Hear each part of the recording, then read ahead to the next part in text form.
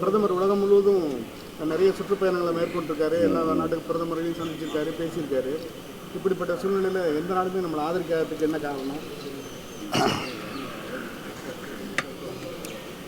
பஹல்காமில் நடந்த பயங்கரவாத தாக்குதலை அடுத்து இந்திய இராணுவம்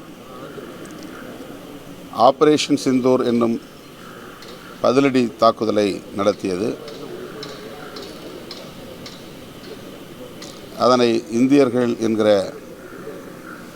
ஓர்மையுடன் கட்சி, மதம், மாநிலம் என்கிற எந்த மாறுபாடும் இல்லாமல் வரவேற்று ஆதரித்தோம்.